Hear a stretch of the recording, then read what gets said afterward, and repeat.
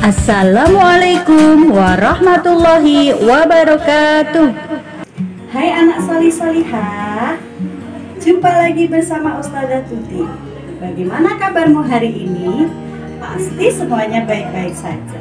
Nah, kali ini Ustazah Tuti ingin bercerita tentang pilar 4, pendengar yang baik. Tapi sebelum itu kita baca bismillah dulu ya teman-teman. Yuk, sikap berdoa. Bismillahirrahmanirrahim. Dengan menyebut nama Allah yang Maha Pengasih lagi Maha Penyayang. Nah teman-teman, hari ini Tuti ingin membacakan buku cerita yang berjudul Lemah Lembut Suara Keras Tante Inet. Yuk kita simak. Zaki menutup telinganya setiap kali Tante Inet berkunjung ke rumah. Tante Inet adalah teman ibu yang suaranya keras seperti orang marah. Zaki kaget waktu pertama kali kenal Tante Inet. Tante Inet bertanya apa yang dipegang Zaki sampai kue yaki yang dipegang akhirnya jatuh ke tanah. Tante Inet memang begitu. Kalau kamu tidak kuat, tutup telingamu saja, kata Kak Fatma sambil menutup kedua telinganya. Tante Inet mau menginap di sini loh, kata ibu memberitahu. Kak Fatma tertawa memandangi Zaki yang kaget. Zaki pernah bertanya pada ibu, mengapa ibu punya teman seperti Tante Inet? Ibu menjawab bahwa orang yang suaranya keras dan galak belum tentu orang itu jahat. Tetapi kakek di sekolah galak dan suaranya keras, kata Yaki. Aku pernah dikejar dikira sudah menipu bebeknya. Ibu hanya tertawa. Di luar sudah terdengar suara salam yang keras dan nyaring. Itu pasti Tante Inet.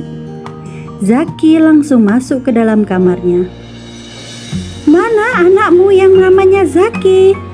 Terdengar suara Tante Inet bertanya pada ibu.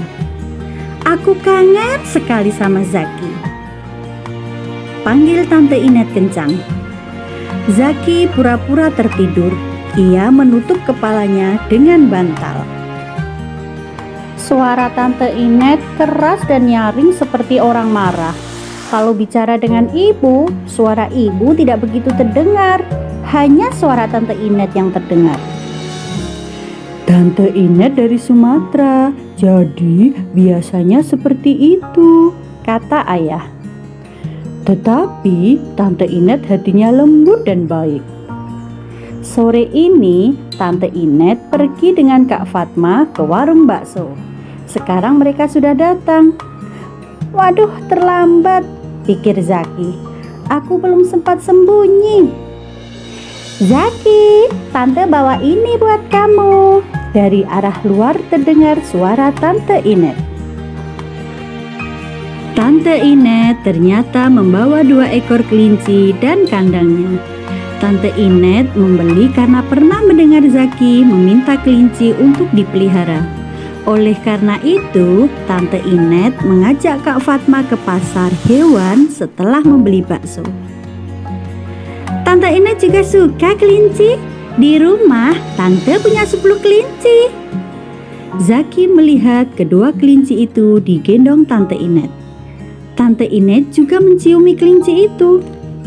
Tante Inet kaget sambil berteriak saat kelinci itu pipis di gendongannya. Suara Tante Inet yang keras membuat teman-teman Zaki yang lewat ikut tertawa. Aku dibelikan krayon juga tadi, kata Kak Fatma. Itu krayon yang aku mau dari dulu. Yaki senang juga dengan kelincinya. Yaki juga sudah tidak takut lagi dengan Tante Inet. Zaki akhirnya mengerti mengapa ibu berteman dengan Tante Inet. Soalnya Tante Inet baik sih. Jadi sekarang Zaki sudah tidak takut lagi. Nah, demikian teman-teman cerita dari Ustazah Tuti. Apa yang bisa kita ambil dari manfaat cerita tersebut? Iya, betul. Kita harus menjadi pendengar yang baik. Karena apa yang kita lihat belum tentu buruk bagi kita. Nah, teman-teman, Ustazah Tuti akhiri dulu ya cerita pilar 4-nya. Semoga bermanfaat. Kita tutup dulu dengan membaca hamdalah bersama-sama. Alhamdulillahirabbil alamin. Segala puji bagi Allah Tuhan semesta alam. Ustazah Tuti mohon maaf bila banyak salah. Ustazah akhiri. Assalamualaikum warahmatullahi wabarakatuh.